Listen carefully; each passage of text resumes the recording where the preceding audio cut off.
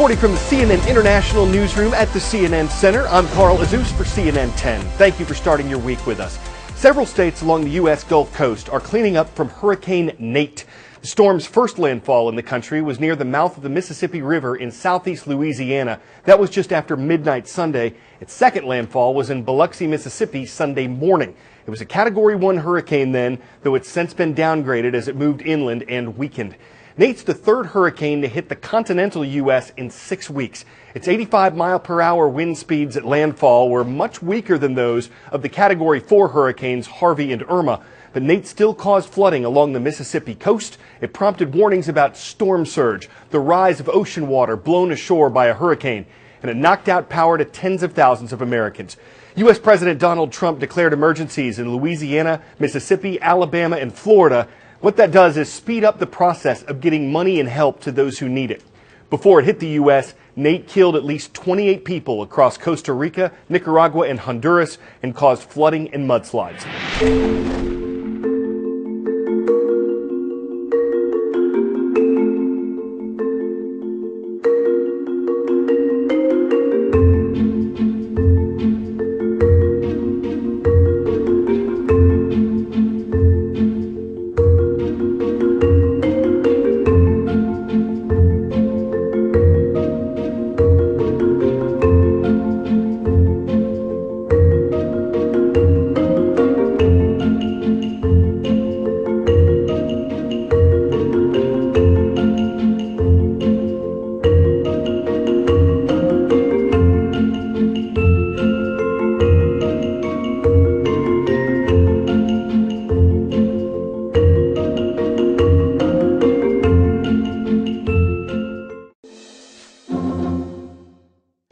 10-second trivia.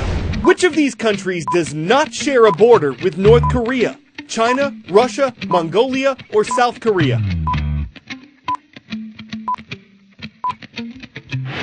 Mongolia is the only one of these countries that does not border North Korea.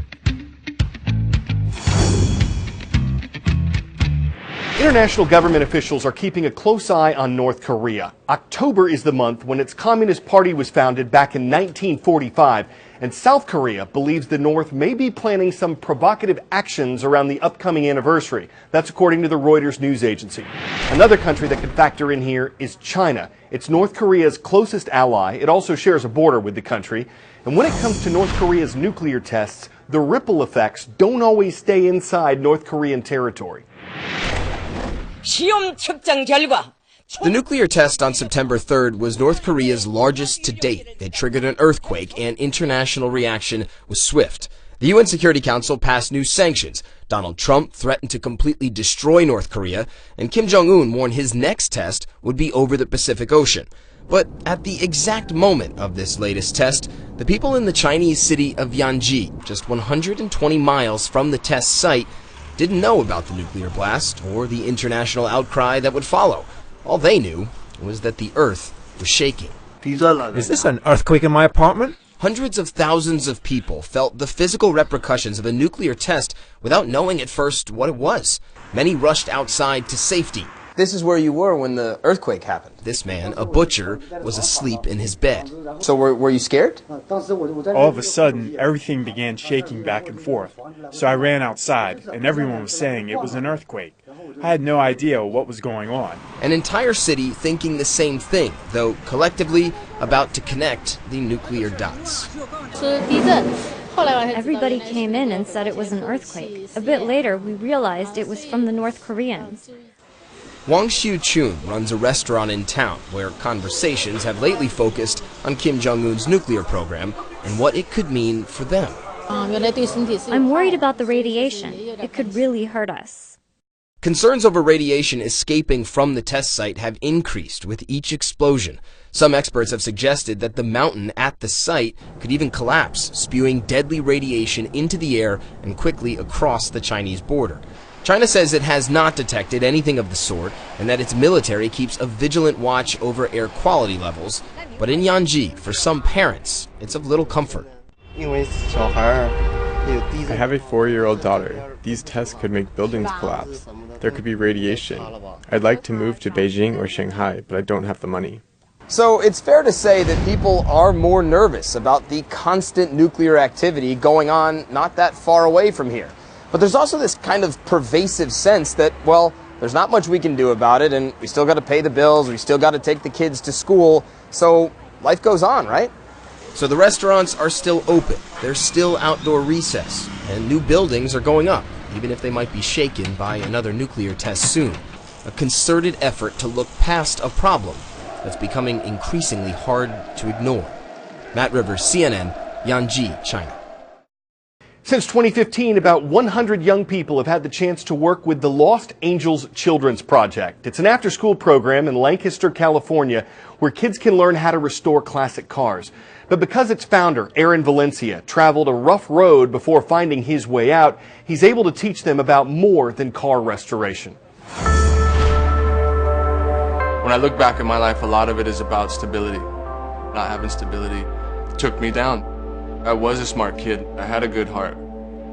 Not having any outlets, positive influences. I started smoking meth at about 14. About 15, the first time I ever shot heroin. Robbing and stealing. Bouncing in and out of jail. I had nowhere left to turn. The judge committed me to a year of drug treatment. I walked into rehab 1999 and never looked back. My life completely changed. Custom cars set me in my life in a whole different direction. Before long, I opened up a small shop. Oh, you came here to work?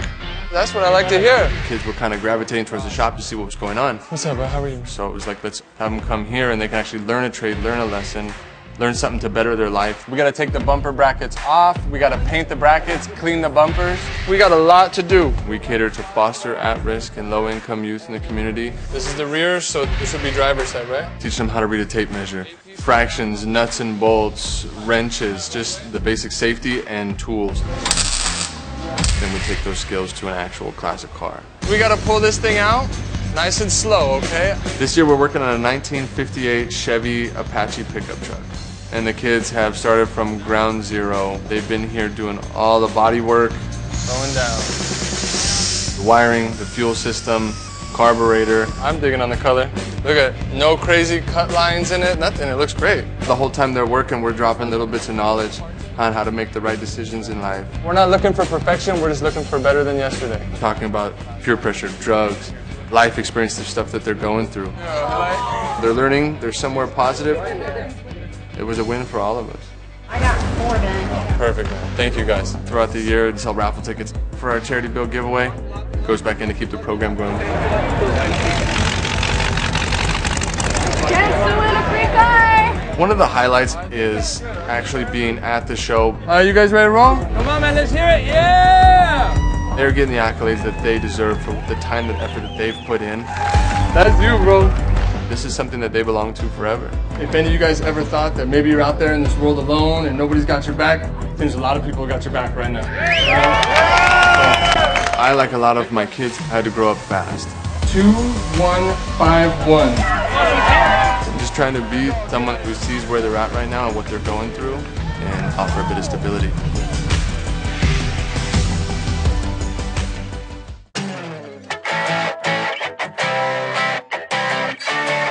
Football games often come down to the skill of a kicker in the final seconds, but not usually like this. After kicking the field goal that put his team up by 1 point, Cole Miracle made the last kickoff with 3 seconds left in the game. Thanks to a series of laterals, his opponents kept the play alive, and Miracle was the only thing that stood between them and a touchdown. He stayed with the play and wound up making the game-winning tackle. Seems being the last line of defense suits Miracle to a T. His sportsmanlike conduct could be considered a by-the-numbers example of fielding your own kick and limiting your opponents to a lateral move on the scoreboard. I'm Carl Azuz, and I'm getting ejected for targeting our audience with unsportsmanlike puns, y'all.